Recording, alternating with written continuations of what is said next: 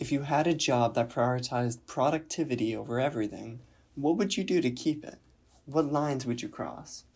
In Glengarry Glen, staying alive means doing anything and everything possible. For Dave Moss, that means scamming his office and leveraging two salesmen at risk of losing their jobs to his advantage, channeling their desperation towards an even more blatant wrong. In businesses, the morality of individuals becomes a product of their environment, leading the goodwill of everyday people to spiral and amplifying the worst traits of others. This is conveyed in Glengarry Glen through both the filmmaking methods in addition to the writing.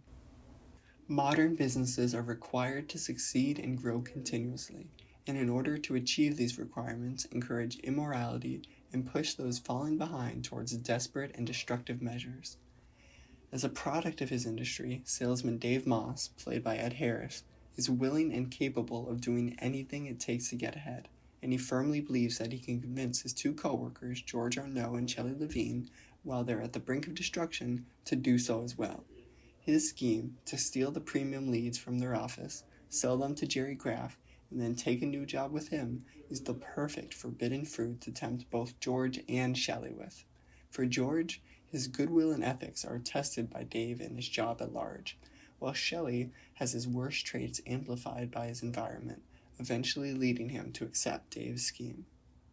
George is easily the most morally bound character in Glengarry Glen. He's unhappy in his job, rejects Dave's offer to steal the leads, and at least pretends to care about the people he's selling to. It's not right. It's not right to the customers. Even still, he's tempted by Dave's offer to rip off their office. George is the only one who the audience gets to see tempted with Dave's plan, and the sequences between these two characters can be examined, both in their writing and filmmaking, to see how George's frustration pushes him closer towards Dave's morally corrupted outlook. At the start of Dave and George's plotline together, Dave sits with his back to the red light illuminating from the Chinese restaurant. All the salesmen have been crooks, but Moss is about to take the next step. He's moving from subtle, maybe even legal wrongdoings, to blatant thievery. Something he knows, like violent crimes stained with blood, will draw attention. When George first enters the shot, he isn't in the red light, but then as their conversation continues and he lets loose his frustrations, he steps over to Dave's half of the frame and is covered in it. His first step, although unknowingly, towards the robbery. In their next scene together, Dave brings up how things have changed. He starts out by mentioning how no one is willing to buy anymore, that things are tough. After this, however, he shifts the blame firmly onto their company. Remember when we were selling Glen Ross Farms? Didn't we sell a bunch of that? Yeah, they came in, Well, they fucked it up. They did. They killed a goose. They did. Dave doesn't mention taking action against Premier Properties, or the big guys Mitch and Murray from downtown, but what he's done is frame their position as a result of other people's actions. They were doing great before, but then an outside force came in and took advantage of them, lifting themselves up at the expense of everyone else. David Mamet, Glengarry Glen screenwriter and the author of the original play, described this perspective by saying, "Instead of rising with the masses, one should rise from the masses." All of the main salesmen are victims of someone else trying to rise from the masses, and as a result, Dave thinks that he needs to pull the big guys back down for him to rise at all. Later on, Dave and George return to the office, and the color symbolism returns as well. They get out of their car and walk towards the side of the street opposite to the Chinese restaurant, and its glowing red sign is in full view. As they get out, Dave brings up his plan for the first time. What? Somebody should stand up and strike back. Somebody should do something to them. What? Something to pay them back. Someone should hurt them, Mitch and Murray. Somebody should hurt them? Yeah. How? Someone should do something to hurt them where they live. What? Someone should rob the office. Huh. Right after he tells him they should rob the office, George begins to back up, moving towards the red light. He doesn't reveal his interest to Dave then, but the audience knows now that he's considering it. This inference is confirmed the next time we see them, as George is now the one to bring it up. In this scene, both characters are framed with two colors behind them, and a lot about where each character is mentally can be inferred based on these choices. Both characters, united as unscrupulous salesmen looking only to make money, have green behind them. Not only is green in the background, but their faces are underlit in green as well. In the same way green is the primary color of the scene, money is the primary factor in their conversation. The second color relates to their methods, how they're going to make money. George's secondary color is blue. For context, all the phone booths, in which many times so far our protagonists have attempted to sell from, are lit in the same blue light. It can be concluded then that George is still there to make money the usual way. He's interested in what Dave is saying, but his moral boundaries are still intact. In contrast, Dave's secondary color is red. He's all in on his plan and ready to do what he thinks is necessary. For the first half of their conversation, Dave plays conservatively. He gives George a little more information about his plan, gives him more evidence towards its feasibility, but when he's questioned about if he's actually talked to a potential buyer, he goes into shifty wordsmith salesman mode. You didn't talk to him? No. What do you mean? Did I talk to him about this? Yeah. Are you just talking about this, or were you just talking about it? Yeah, we're just speaking about it. Speaking about it as an idea. Yes. We're not actually talking about it. No. Talking about it as a... No. As a robbery. As a robbery? No. At the end of the day, Dave is still just using George the same way he uses his customers. He doesn't care about him as much as he cares about carving his own way to success. This is only a hint at his true character, though, which is shown on full display later. A shift in the scene, emphasized by the cinematography, follows Dave's denials. Right after Dave denies that they're actually talking about it, the camera, focused on George, moves past Dave's shoulder and zooms in on him, giving the audience a closer look at his face, which reveals everything. He's actually considering it. Pushed to his breaking point and compelled by Dave, he thinks that this might be a valid option for him. His change in perspective is confirmed by the colors behind him, as after the shift a red line, decently thin but still present, enters the frame. Dave picks up on this too, and as the scene continues, he hints towards his willingness to enact the plan. Two things Dave says are given special attention. During the second half of their conversation at the bar, most of the shots are shown in rapid succession, taking only a fraction of a second. The two most important lines, however, are given more time to breathe. The first of these moments comes when he reveals that he's truly considering it, giving a reason why it wouldn't be too hard. Robbery. That's right. It is a crime. It's also very safe. The second moment comes when he finally says what Jerry Graff told him, indirectly confessing to George that he has taken steps to plan the robbery. What did he say? He'd buy him. This choice puts all the more importance on this last line, which ironically is exactly the opposite of what Dave wants here. He delivers the line casually, then gets up like he has nothing more to say. As he does, the camera cuts to behind the bar, placing George on the left and Dave on the right, opposite to where they were earlier. In the same way, Dave is telling George that if he wants in on this, pursue him, just like he himself had pursued George earlier. Tragically, George gets up and follows him over to the side of the restaurant, where they both bask in red light. Here, Dave gives him the full sell, complete with an offer to give George a new job, one where he won't be under the same pressure as before, one where he might not have to cheat and lie just to keep his job. He figures there's 500 leads at, say, $10 a piece. That's $2,500 each. Each. Each? That's right, George. What are you always saying, me? You and me. Yeah, that's exactly what I'm saying. $2,500 a piece, you and me, for one night's work in a job with Graff, working at premium leads. Job with Graff?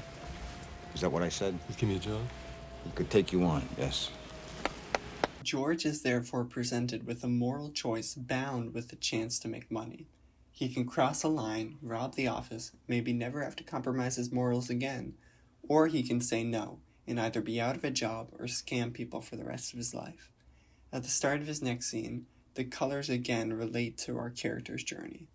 Dave and George are still in the Chinese restaurant, surrounded by red, highly invested in the plan, but there is still hope for George.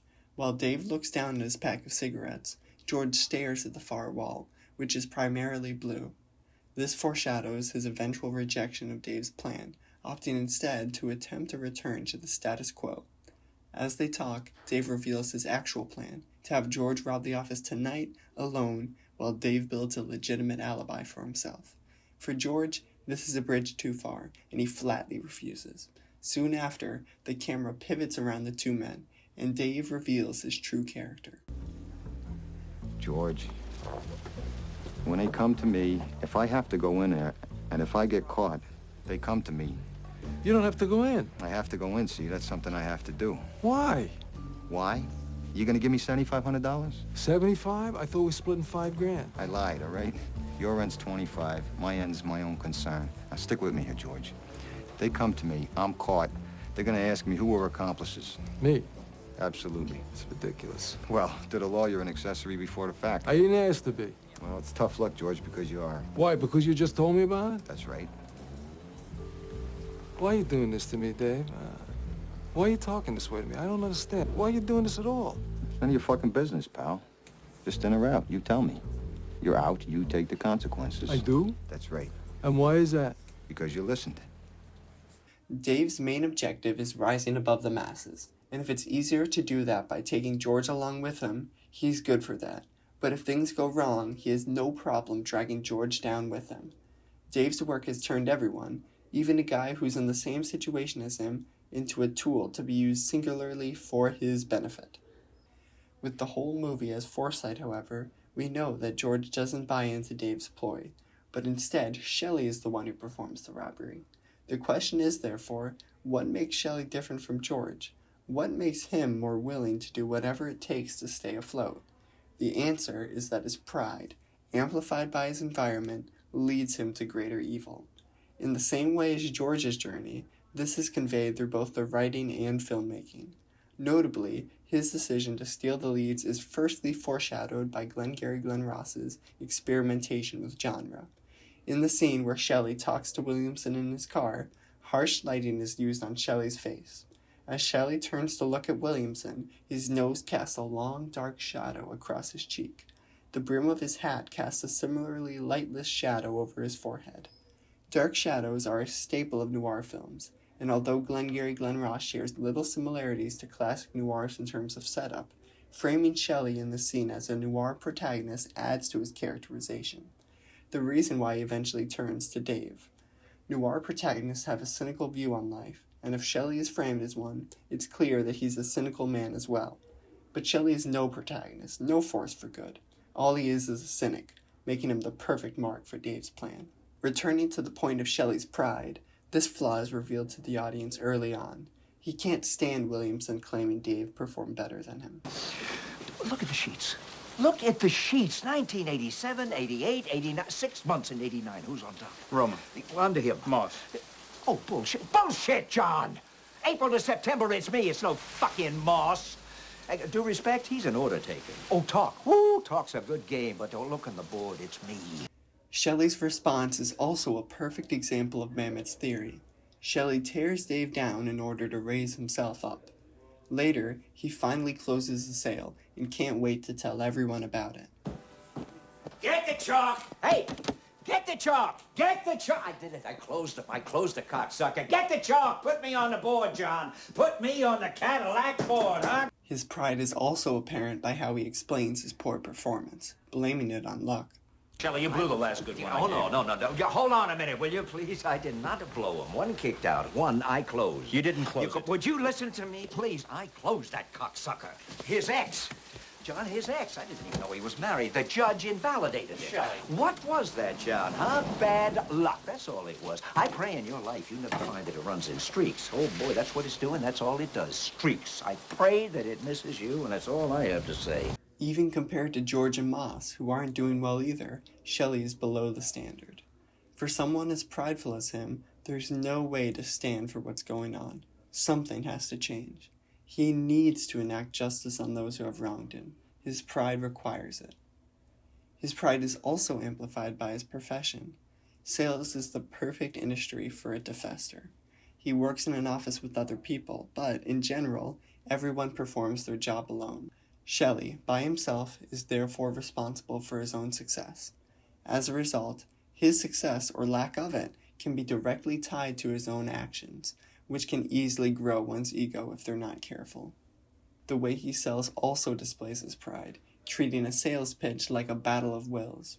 During the one in-person sale we see Shelley perform, He gets his foot in the door by being intentionally vague, telling his mark Mr. Spaniel that he was speaking to your wife earlier.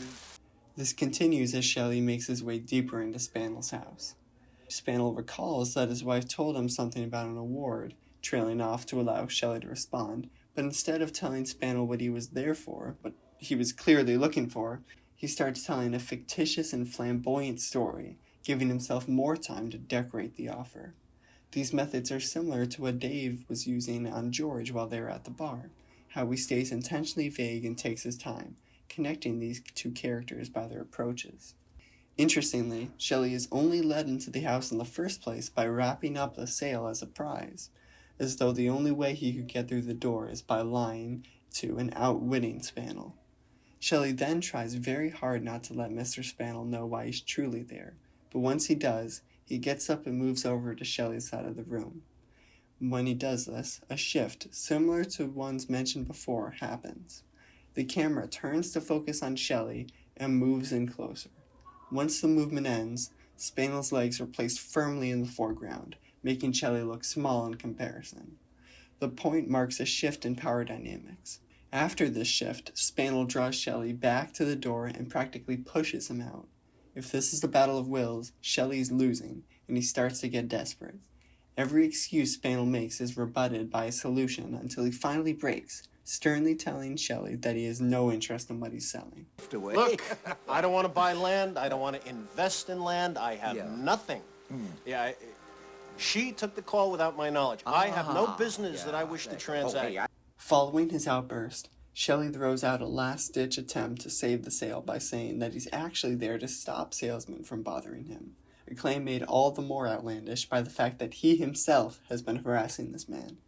Shelley saw that he was losing and decided to throw out anything and everything he could to try and save the sale. His perspective is summed up when he finally does close a deal. He says, That was great. It was so fucking great. It was like they wilted all at once. No gesture, nothing, just together. Honest to God. They both kind of imperceptibly slumped.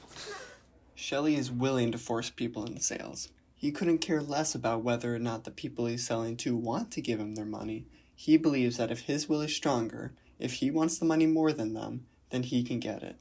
Failing to close the sale is therefore directly connected to his will, and by extension worth, as a person.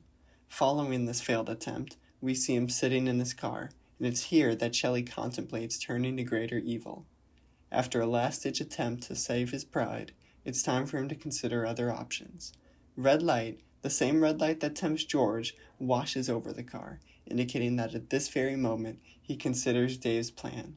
His pride, first bolstered and then beaten by his environment, will lead him to robbery. The tension between business and morality depicted in Glengarry Glen is a timeless one. This is a movie made in the 90s, expanded from a play written in the 80s, that was based on Dave Mamet's experiences in the 60s. Its central themes have been, and still are, relevant. Businesses will still do anything to make money, and its employees will still grapple for power and position over each other. This is a timeless problem, but it doesn't have to be an eternal one. Glengarry Glen is, above all, a warning. Even for Ricky Romana, who it all works out for, who finds success, still spends his free time trying to sell people worthless land. He was consumed by his work, and now he is nothing else. Shelley and all the rest compromised their morality, thinking they had no other option. But that wasn't true. This isn't all there is. The message is clear. Fight for your values, or everything else will fall apart. Eyes smiling at me, nothing but blue sky.